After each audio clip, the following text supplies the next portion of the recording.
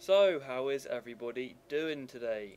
I'm going to do another replay, yet again, as I say pretty much almost every day now. It's gonna be... where is he? Where is my buddy? There he is. Alright. Surav? Surav? His name's Surav, I'll say Surav. Surav. Oh well. Anyway, this guy, you will know him as the very polite German from Battle 8. As I said, I've added him as a friend. Very nice guy.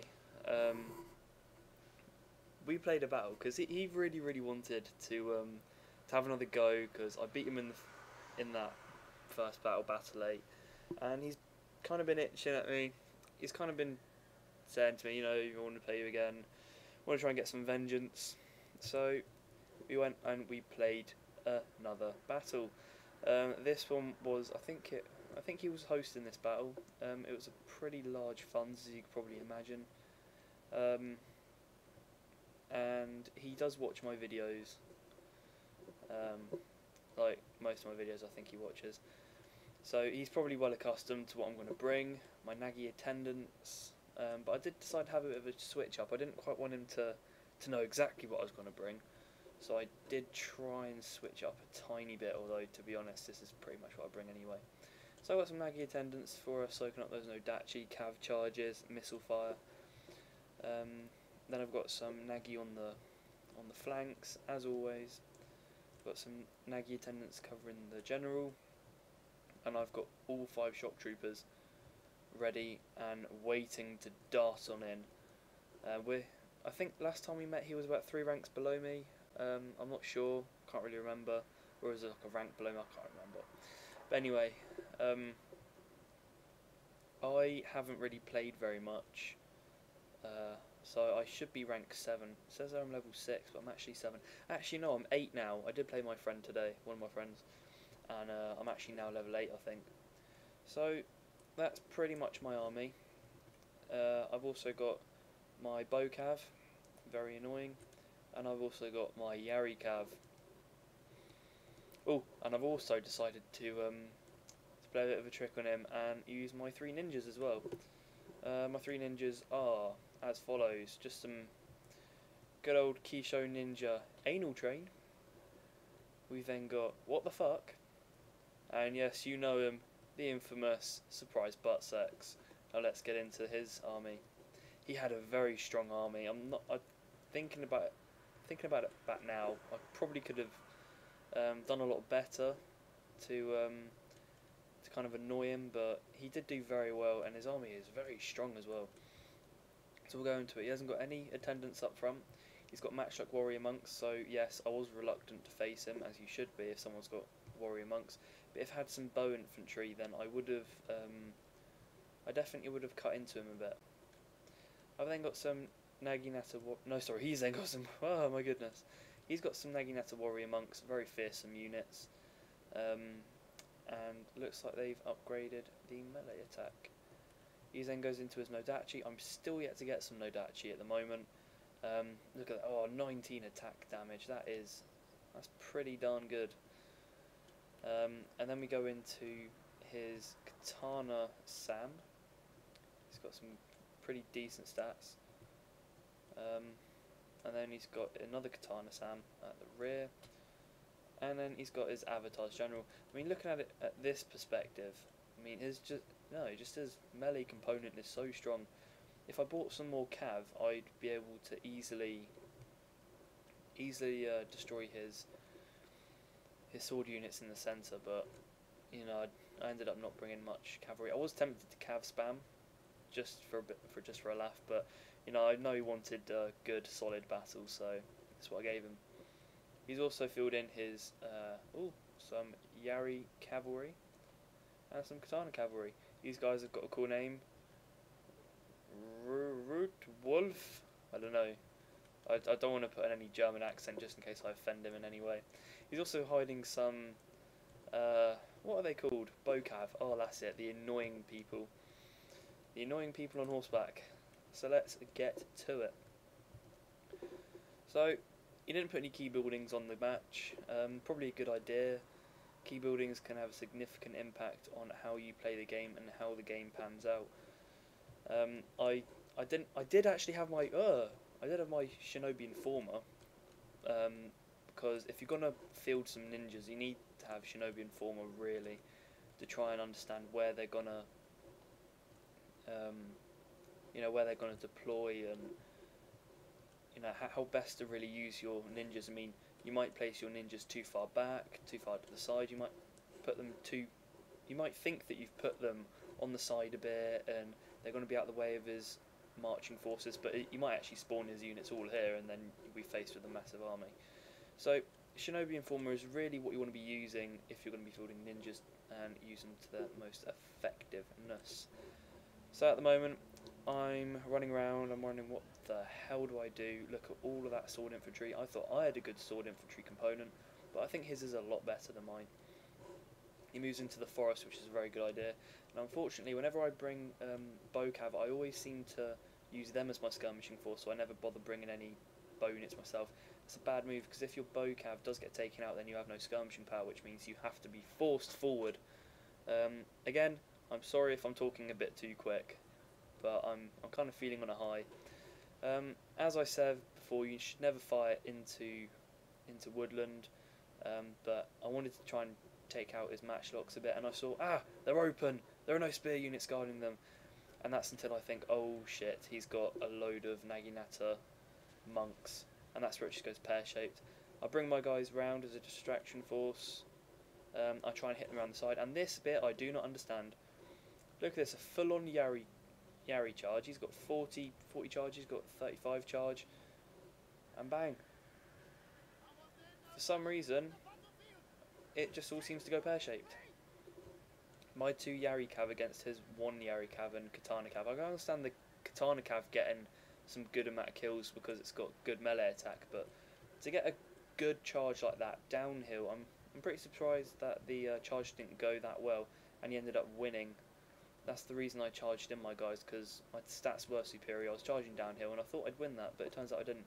This was really the game changer. However small the event, it was a big game changer. It forced me to try and march my Kisho ninjas down into his army. He's in a forest, so you don't want to be engaging in a forest. I mean, at least I got downhill advantage, I was thinking, but it proved to be pretty fatal. What I would say to him is his bow cav is focused on my Naginata samurai. You don't want to be focusing Naginata samurai with bow units. You don't want to be doing that. You want to be focusing more soft targets, so like Katana, because if you compare the armor stats, these guys have got 9 armor and these guys have got 5. He'll get double the amount of kills from hitting the shock troopers as he will the Naginata. That's just a tip for him. Oh, my Cyan Nagi. So yeah, he's now got cavalry superiority. As I said before, I throw away my cavalry really early on in the game, trying to soften up my units. It didn't quite work. I was looking for the trade-off to get both of his cav units out, but it didn't work. So I charging in my ninjas, and the rest of my army ensues downhill into the woodland. I then do a bit of ninja bombing. Ouch. And then I charge in. Really, you don't quite want to be... See, in my personal opinion, ninja bombing isn't really that useful. There are kind of 2 ways you can use it, and well, there's only one really way you can use it. Charge in some crap units and then throw it all in. Or you just run your ninjas in, never do that really. At this point, this made the battle incredibly interesting. He popped off all of his banzais, and he popped off his war cries, and I have a leadership general, and I was absolutely stunned at the result of this. Oh yeah, I'm also popping in my Naginata infantry round the backs of my sword infantry, so they don't get morale shocked by the Katana cav. But unfortunately, he's popped off those war cries, he's popped off the banzais, and my guys, their morale is shocking. My general's in stand and fight. Believe it or not, even that is not going to help. Not even a rally's going to help. And he just swarms all of my men completely, and it is a huge chain rout, should I say. This was just incredible. I couldn't believe my eyes. as I saw my leadership general just get eaten alive. I saw, look at that, first shock troopers, I am ashamed in you. I mean, I still had like, what, 80 men left in each unit, but just that morale shock, the combination between the banzaiing Nodachi and the war cry of the warrior monks, it had a huge impact on my morale, and it just broke me instantly. I charged my men in and bang, broke completely. I couldn't believe my eyes, and he won the battle, so well played to him. I definitely learned something there, and that is never to approach Nodachi and Naginata units combined. That's definitely a it's definitely a thought to be having when faced with an army such as his. Reflecting back on the game, I'm not sure what I would have done. I probably would have stuck my bow cav next to my Yari cav and peppered his melee cavalry, so his katana and his Yari cavalry, with arrows, soften them up a little bit, and then charge in my Yari. But I was surprised that Yari cav actually failed to destroy his Yari and katana. I was very, very surprised at that. That was a huge game-changing event, and it gave him cavalry superiority. He actually saw my ninjas at one point, so I had to rush him. So I had no other option. I had no skirmishing capabilities because my bow cav was taken away, and that is basically how the game ended. I mean, look, 3,000 men deployed overall, and only probably about half of them died. That was a big battle, considering how little skirmishing units were used. That is astonishing. That really shows the power of Nodachi units with their banzai and warrior monks with their war cry. I have a leadership general, and it still managed to break the morale of hardened veterans I had. Absolutely gobsmacking, if I'm honest. So that's definitely something I'll be using later on. Definitely a tactic I'll be using. To go down into the breakdown, 3rd Shock Troopers did pretty well. Surprise Butt Sex is a very good performer, as always. Anal Train was just a crash train, if I'm honest. And look, oh my goodness, down there in the bottom, first Nagi, they got 1 kill, that's just embarrassing. And his guys, his Yari Cav got 173 kills. I'm guessing that's off my cavalry and a few of my infantry. I still think I should have probably won that cavalry fight, but I mean, fair enough, he won it. And it was the game-changing event. He had the cavalry superiority, so I couldn't do anything about it. Then his units just cleaned house, if I'm honest. I have begun to stop bringing matchlock warrior monks to my battles because they don't really seem to last long enough. Like, the battles don't seem to last long enough to use them effectively enough. I mean, you may get 1, maybe 2 volleys off before both armies just run into each other and start fighting, so I don't really use them too often. But if you're definitely skirmishing, or if you want a skirmishing unit, they are one of those kind of units that repels attacks, if you know what I mean. Like, people don't want to attack you if you've got matchlocks. Have them with heavy gunners, then maybe a few bow units, and then a strong infantry component, and you will have a very strong skirmish army, because they won't want to attack you, but if they don't attack you, they're going to get peppered with arrows. You know, what's worse than the evils. Anyway, I thoroughly enjoyed that match, and it's always a pleasure to play my my very polite German friend, and I hope you've enjoyed this battle. It's definitely been a bit of a revelation for me. I will try even harder now to get some Nodachi and warrior monks. So I hope you've enjoyed the battle, and I will see you another time.